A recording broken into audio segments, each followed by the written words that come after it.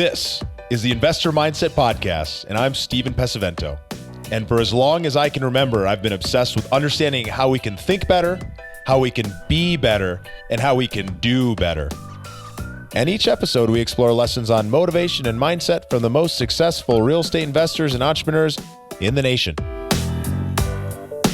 All right, guys, welcome back to the Investor Mindset Podcast. I am very, very excited today. I have Roger Blankenship on the show.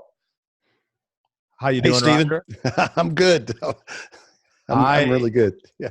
I am excited because Roger is the Flipping America guy. He's host of a nationally syndicated real estate show, Flipping America, an author, an educator, motivational, inspirational speaker, and business leader.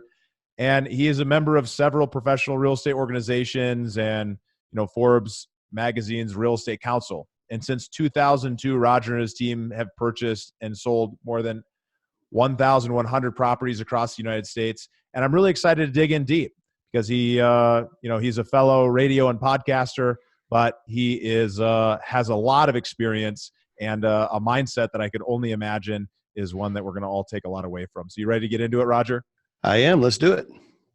Awesome. Well, 1,000 plus properties is quite a bit. So from a lot of people's perspective, I imagine, you've hit success, but why don't we start by taking a look back? So what events or influences from your childhood shaped who you are today? Okay. I knew you were going to ask that question. And so I've really given this some thought. And the truth is, I got to go back and tell you a little bit about my dad. Mm-hmm. All right. He's not a perfect human being, but he is my hero. And when he was 16 years old, he lost his right arm below his elbow in a farming accident. Wow. And this was long before the age of the ADA and all of those sorts of things. And he had a terrible time trying to find work. He was in love with my mother, and they wanted to get married, but he didn't have a job, couldn't get a job. And so he took everything he could. Long story short, they followed the wheat harvest up and down middle America for years, living in an Airstream trailer. He finally settled in Louisville, Kentucky, and started his own business. It turns out he's very good on a tractor and can dig a basement really quickly. And he invented a little piece that goes on the side of the bucket, welded it on, that allowed him to get a straighter edge on the side of the bucket. I don't even understand how all of that works, but instead of one basement a day, he could dig 2 basements a day. And wow. My dad started his own business with just a high school education, no real financial sophistication, no desire to be up front in front of people, but based on sheer grit and determination and a work ethic like no one I've ever seen, he built the 5th largest construction company in the state of Kentucky by the time I was graduating from high school. But it wasn't an easy path to get there. And I didn't know we were going through hardship. I thought we just had a normal family, but we lived in a double wide trailer, and we didn't have a lot of extras. In fact, we didn't have any extras. My mother's stock answer to every question that began, "Can I get?" would be no. Yeah. No, but I didn't grow up feeling particularly deprived. I knew that mom and dad were putting money aside to save for the college education that he never had a chance to get. And so they came and said, I had some scholarship offers, but they came and said that I could pick a school that didn't offer a scholarship because they had saved their money and they had the money to put me through school. I'm grateful for that. But also I grew up in a household where I watched my dad create his own future. Uh-huh. I didn't realize it at the time, but that desire was being passed on to me. Where do you think that desire came from for him to kind of deal with some of those challenges in his life where a lot of people could have just given up and said, hey, you know what? It's not going to work out. I'm just going to deal with this the way that I've got to, versus him deciding, hey, I'm going to find a way to create value in the world. Well, there was no real sympathy for what was considered a handicapped person. Mm-hmm. And there was no public assistance. I don't think he would have ever accepted it. Yeah. Even with it seems like a limitation. And when you see my dad now, he's still living, it looks like there is a limitation. But I don't know if you know, Stephen, about operating heavy machinery, but in a typical front end loader, there are 3 things that you do with your left hand and 2 things that you do with your right hand. And then you have 3 pedals that you operate with 2 feet. And so you're bouncing back and forth between all of these. And to look like you know what you're doing, you're moving all this stuff. Well, the 2 levers on his right hand, he just had a hook. And he would pull and bump and click, bump and click. And after a while, he mastered the technique to the point that he was no different than anyone with 2 normal hands. And I think that built in him the idea I could do anything if I just put my mind to it.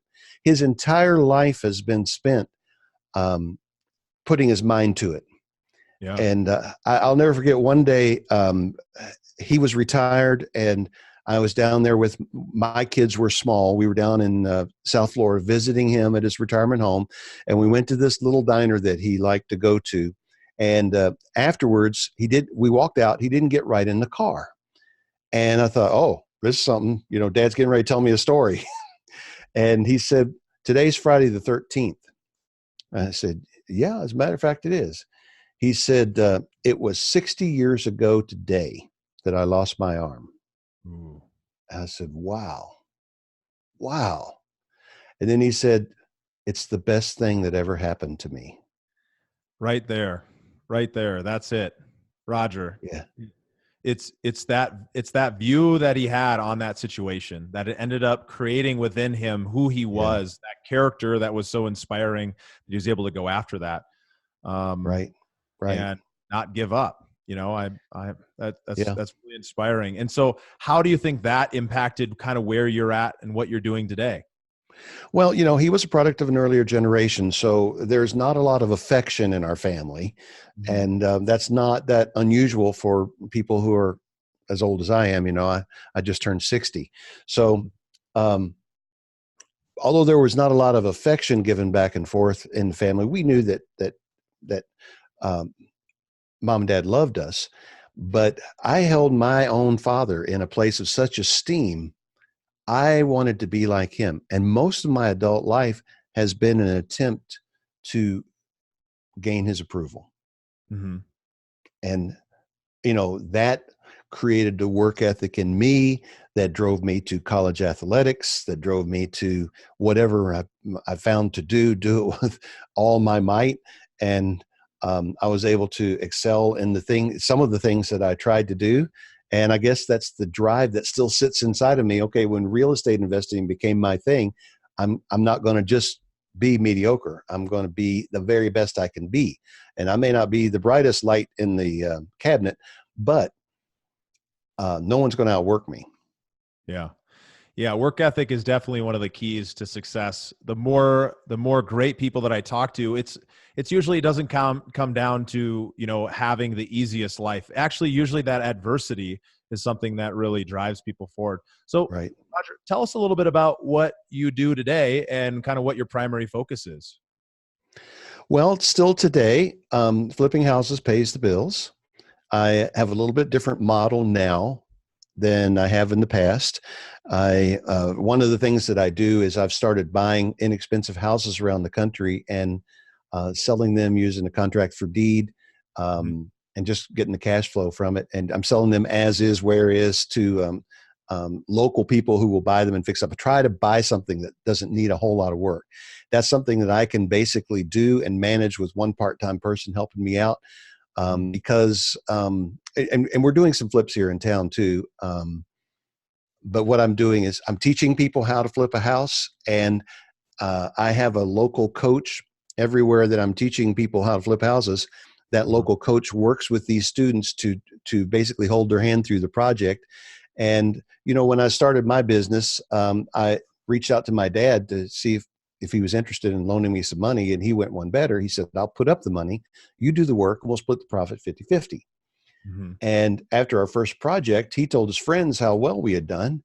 And his friends came to me and said, hey, well, I've got 100,000, I've got 500,000. The next thing you know, I've got 1.2 million in capital to flip as many houses as I can find. Mm-hmm. So I want to give that leg up to the people that I'm training. And so when we're training, I will put up the money for them to go do their project and give me 50% of the profit. So instead of now being in the house, making the decisions right on location, over and over and over. I've got a couple of layers that are out there watching the ones we're actually repairing. And then I'm, essentially, it's kind of like wholesaling, but it's not really, these Yeah. inexpensive houses around the country. So I'm doing that. I'm So doing that because a few years ago, people started asking me to teach them how to do this. And then I thought, oh, okay. So I'll create a school. And by training and trade, I've been an educator and a communicator and public speaker all my career. And I thought, all right, that's cool. I can do that. I have a master's degree in education. That should be a piece of cake to write a curriculum for this. And I sat down and planned it all out, wrote it up, and announced that I was in the business of teaching people. And we put it out there the way I knew how, which it turns out I knew nothing about marketing. yeah. And 22 people showed up to hear me. Well, hey, I mean, So that's really good because a lot of people will put something out there and they won't hear anything from anybody. So that's really cool. It sounds like you've built a good way to kind of give back and take some of those skills that you've developed over the years and be able to give those and provide those for other people and, kind of do a joint venture so that yeah. you're responsible while you're also being responsible. But kind of switching gears a little bit, tell me a little bit about what it was like to get started without, having any money, and talk to me about what that felt like, because I know a lot of folks who are looking to get started in any career or any business venture run into that challenge where they don't really know how to get started because they don't have the funds to be able to do that. Yeah. Well, people come to me and ask me, how did I get in this business, or why did I get in this business? I told them sheer desperation and a lack of communicable job skills. Um, I was in the ministry full time and had been for a little over 20 years, and realized I didn't have anything set aside for retirement. It was not because, well, maybe it's because I'm not a great planner, but I don't want to say it's 100% because I'm a bad planner. It's, I just really wasn't thinking about it until after I turned 40. And I thought, okay, well, I need to start doing something. And that led to buying a couple of rental properties, which led to the idea of flipping, but I didn't have the money to do a flip. And Uh-huh. so I looked at a hard money loan, and once I understood what the terms were, that was pretty expensive, and still is a big cash down payment. So I just instinctively, I guess, did what everybody ought to do: go to family and friends. Mhm. And my dad was all in. My mother was a little skeptical, and my wife at the time, was completely against it. But Mhm. dad was putting up his money, and he believed in me.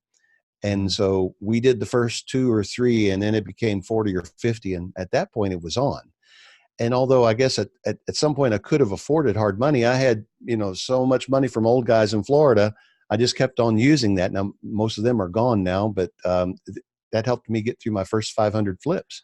So it really came down to just finding a way. You didn't necessarily have the means yourself, but you went and looked around at who you had already built trust with, who you'd already worked with in some way, shape, or form. And in your case, your family. And those people believed in you, and so you were able to go out and get started doing that. Um, Right. Talk to me a little bit about what happened back in 2007. Because a lot of folks, just like yourself, have been coming up in real estate. We've been doing it for a really long time, and then you ran into this great opportunity that pretty much wiped you out. Well, yeah, and it was actually 2006 when it all started. Uh, we had we had been doing very well in the foreclosure business, and I'd been thinking, the skills that we use to calculate, to analyze a foreclosure, we could probably use that for something that would have more zeros on the paycheck at the end. And so we decided to become developers. We just decided. Mm-hmm. My dad had been in the road construction business, so he knew some things about the road construction and some things about development. Although he had not been a developer, he knew a few things. And I knew, we had bought several hundred houses, and I was feeling kind of bulletproof. And so, well, let's just go for it. So we bought a project that turned out to be not what it was sold to us as, and it was kind of pitched to us by the president of a local bank that we were doing some business with, and they offered to do the loan for us if we put $500,000 in their bank to draw down the interest payments. And it was just a big mess. When we got into it, we realized that we didn't have a fully planned. We bought two subdivisions, not just one, but two. you know, go for it. Uh, we realized that we didn't have fully platted subdivisions. There was a lot of groundwork that had to be done with the municipalities, and we had pushback and problems and issues and neighbor issues and things on both projects. And I still had a full-time job at the time.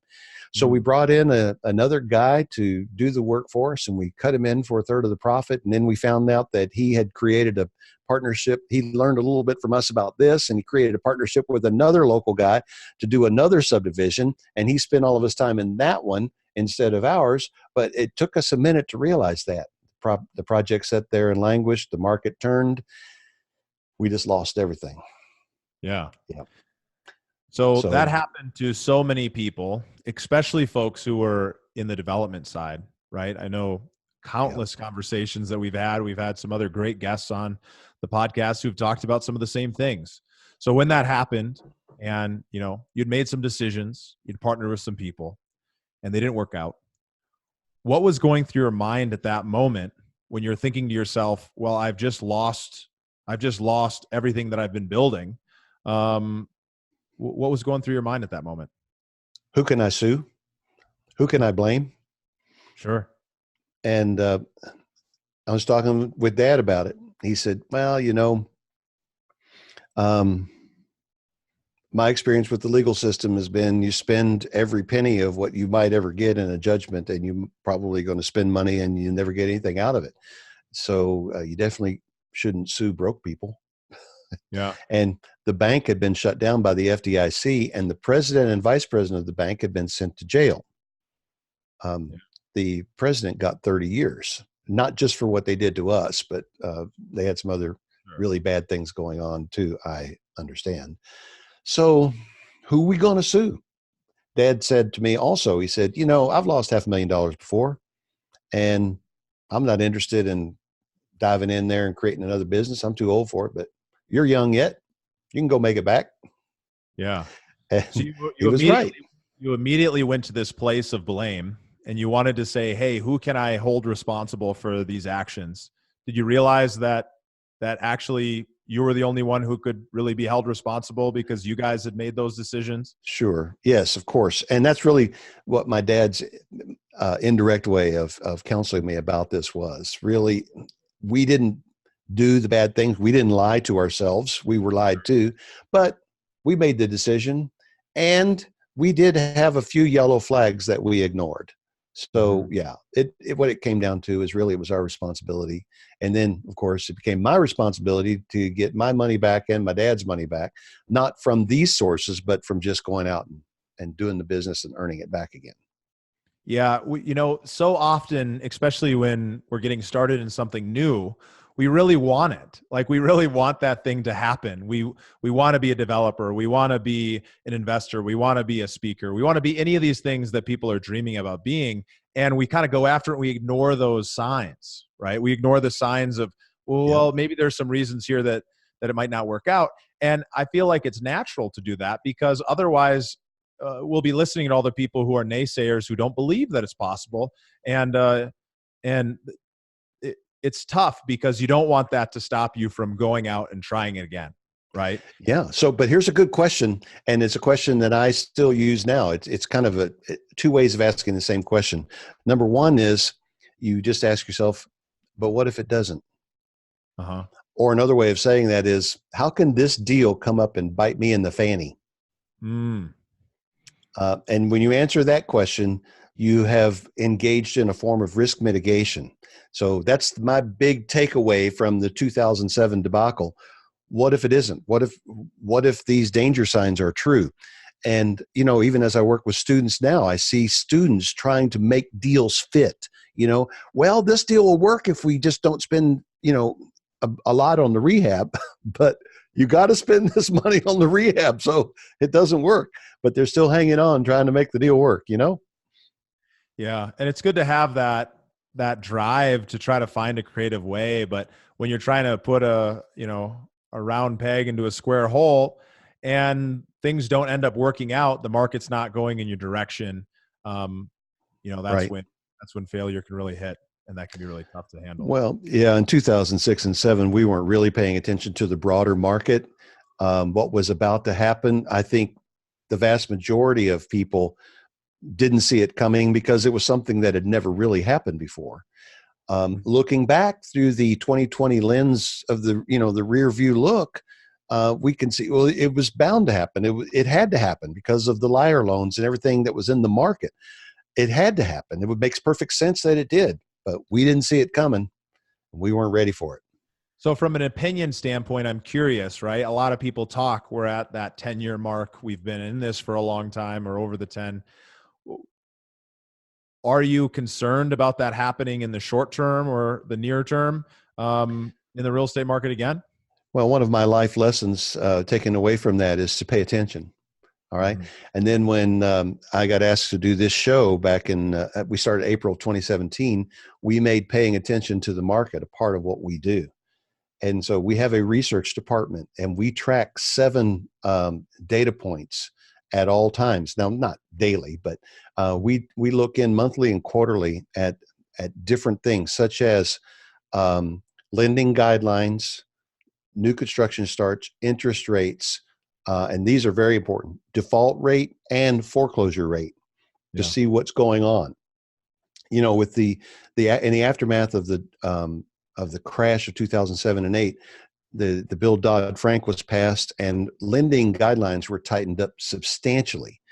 And although I think Dodd-Frank is probably going away in maybe the next year or two, it's already been weakened, and I think in good ways. I'm not sure that we'll ever see the full gamut of government-encouraged liar loans that we were seeing in that time, at least not in our lifetime. That was a hard lesson that hit the world economy. But what we are seeing is record low default rate and foreclosure rate. Since we're tracking this, we did observe a bump about 4 to 6 months after the hurricanes hit South Florida last year and Houston, Texas, and after the wildfires hit California. We were watching, and the default rates did go up a few months after that, but still we are at 18-year lows in the rate of foreclosure. At the same time, the market has done quite a bit of recovering from the crash, and in some areas there was a big difference it needed to recover. In other areas they weren't as impacted. But we've been in recovery mode from 2012 to really 2017. And beginning in 2018, the market began to slow. And this is addressing the concerns that people are coming forward with. They're thinking, oh, 10 years, it's been 10 years. There must be a cycle. Well, if there is a correlation that doesn't necessarily say cause and effect, we need to look at causal factors. And what we are seeing in the market now is what you can expect after a historic, unprecedented run on value. Certain areas got overheated, mostly the West Coast and the East Coast from Washington, D.C. up to Boston, and then a few spots in the interior part of the country, Chicago, Denver a little bit, not so much Denver, but and Miami. Those areas all hit values that were unaffordable. The average priced home was unaffordable for the average income earner in those markets. And so those prices pretty much peaked out. And then with the tax cuts at the end of last year, and the tax advantages of owning very expensive real estate, that also slowed down the market in the high-end prices. And guess where that was? The coastal areas and high-price markets like Miami and Chicago.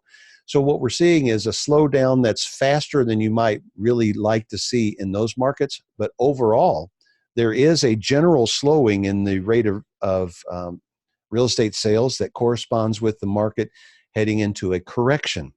I'm not calling it a crash. I look at the data almost every week now because I'm asking the question, are we in a bubble? Are we getting ready to see something really bad? What we are seeing is starting in the higher price range in whatever market you're in, and now it's creeping down into the second home, the move up home range.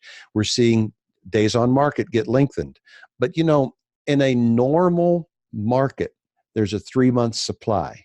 And in a normal market, you're looking at 40 to 60 days on market average time. We have not been in a normal market for the last 4 years. We're just approaching normalcy now. This is nothing to be scared of. It's just regular. Sure. Well, I really appreciate you kind of sharing that with us.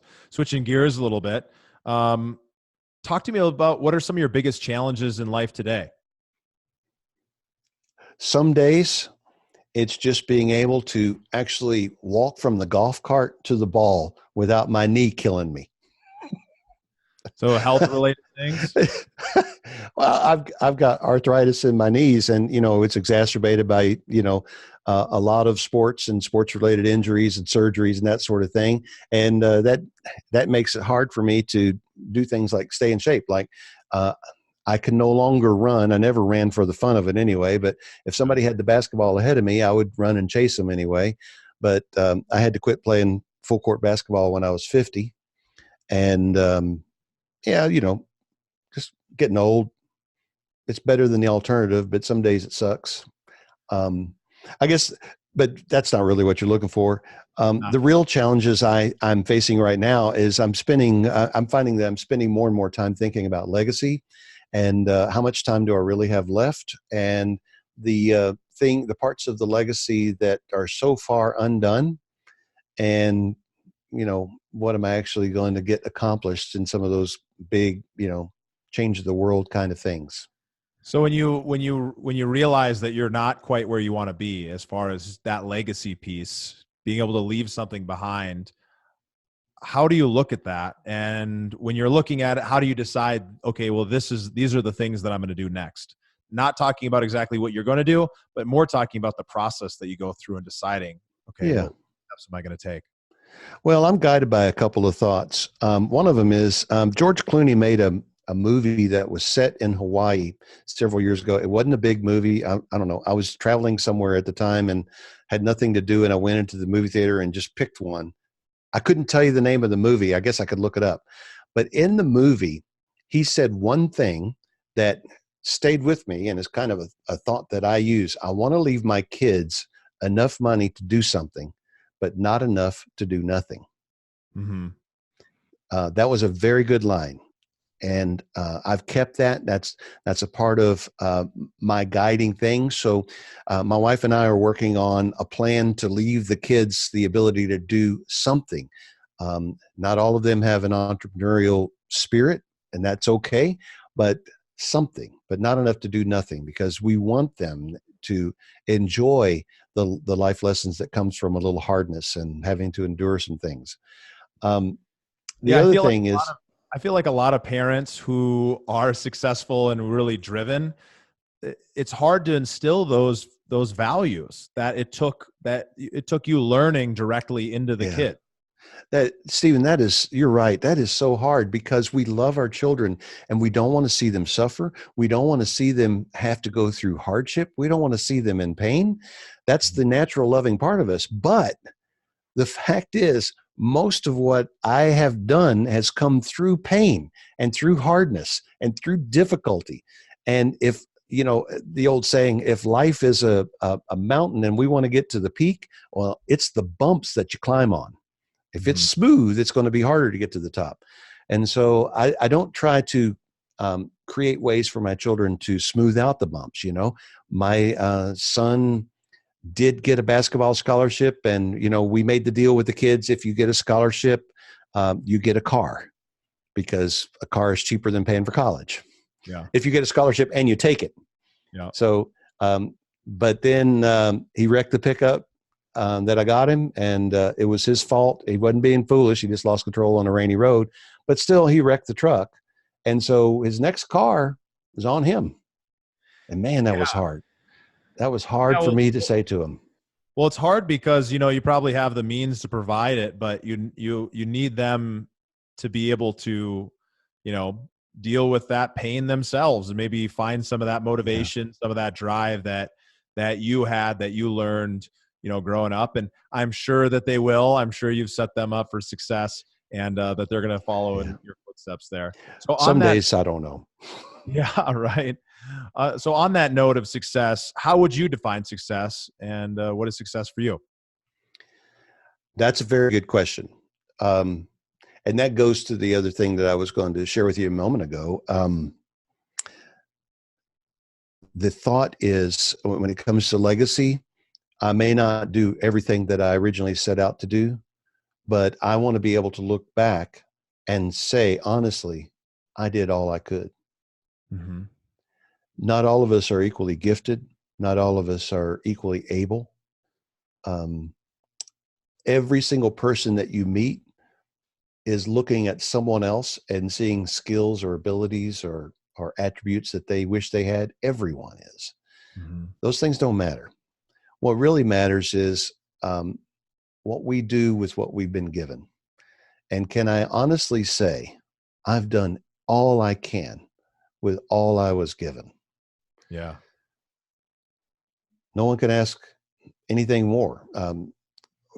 Whether you believe in God or not, doesn't matter. No one can ask of you to give more than you're capable of giving. But I believe that I will account to God one day for what I did with my life, and I can certainly point the finger at a lot of mistakes and some failures and some willful, just stupidity on my part. Absolutely. But in the end, I want the story to be he really did do all he could with what he had. And that's what I want for my children. And whatever legacy I'm able to leave them, I want that message to be a part of it. And that to be kind of maybe the inscription. Well, I'm not going to have a tombstone, but maybe they can etch it into my, ashes urn. So I ask myself that same question sometimes, if now was the end of it, would I be happy with life? And if I was to ask you the same question, based on that definition of success, do you feel like you've made it if today was the last day? Well, yes, I haven't made it in the sense of everything that I want to accomplish, but I've done the best I know how to do with what I know to do. And so, yes, um, you know, um, uh, have you ever heard of St. Francis of Assisi? Mm-hmm.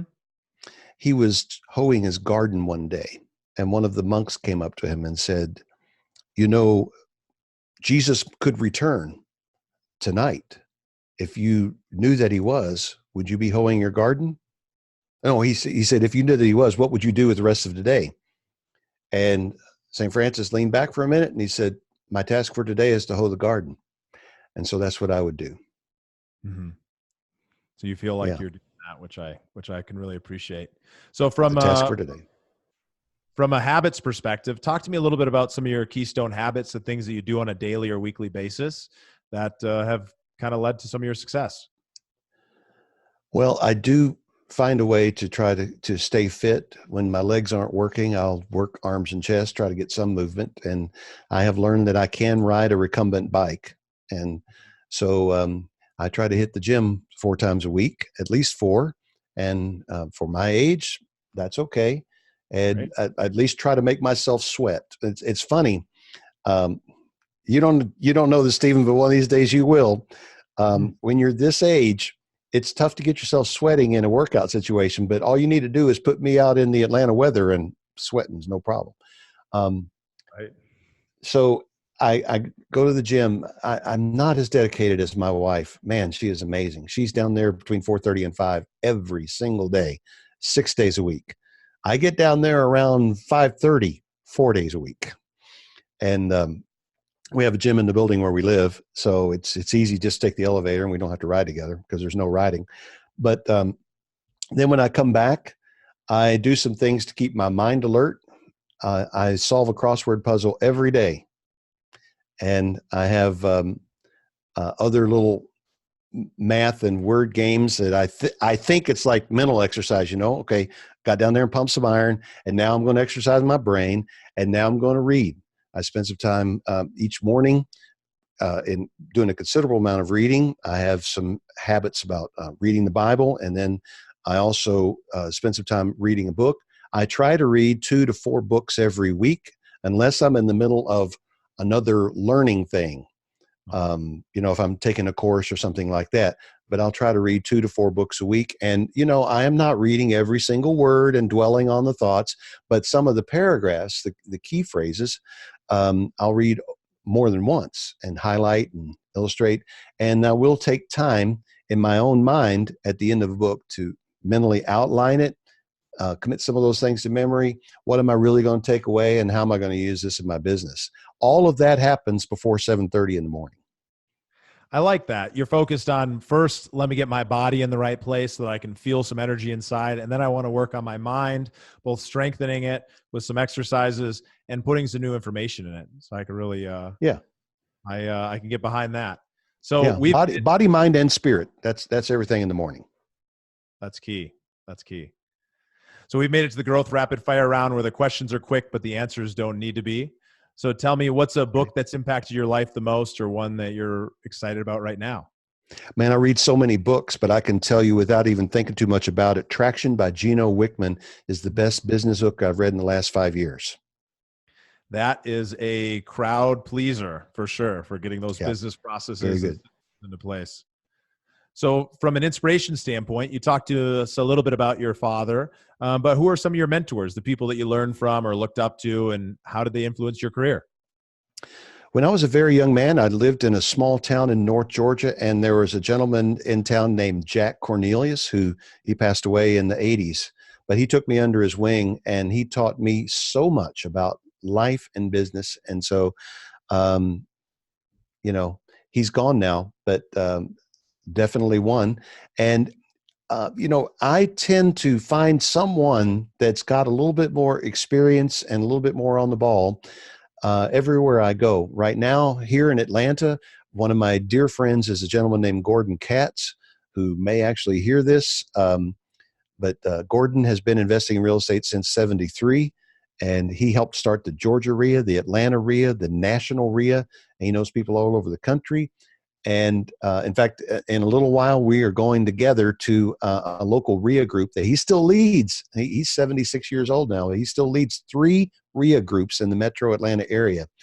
And so I'll spend the evening with him, and I pick his brain, and he's been a mentor, and he teaches me things. So there's a couple.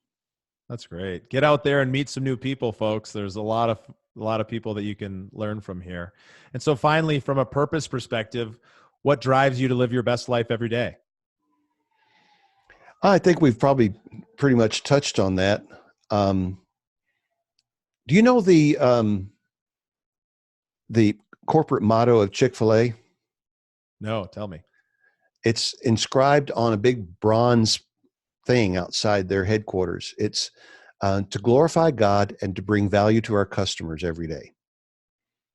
And I may have a word or two wrong in there, but I like that.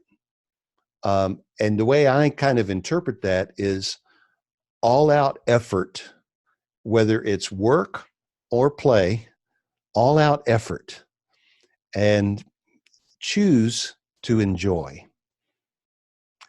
Really is a choice. I see a lot of unhappy people, but I also know that if you dwell on things that make you unhappy, and if you focus on unhappy feelings, you're going to be unhappy. But if I choose to laugh at stupid jokes. Why? Well, the majority of jokes are stupid. If you choose to laugh at even the stupid jokes, you get to laugh more. So I'll laugh at stupid, corny, punny jokes. I don't care. And I laugh more and I have a good time. It sounds like a good way to live a great life, Roger. So thanks so much for being on the show. Where can people find out more about you or get in touch? That's pretty easy, rogerblankenship.com. And you can go to any internet outlet and hear our show, Flipping America. We also have a free app in the App Store, completely free, no in-app purchase or upsell. Flipping America is the name of the show. And between those 2 sources, you'll find everything you need to know about me. That's great. Well, we'll link to all that in the show notes. So thank you so much for spending some time with us, sharing that investor mindset. Thank you, Stephen. Thank you for listening to the Investor Mindset Podcast. If you like what you heard, make sure to rate, review, subscribe, and share it with a friend. Head over to theinvestormindset.com to join the Insider Club, where we share tools and strategies from the top investors and entrepreneurs on how to take it to the next level.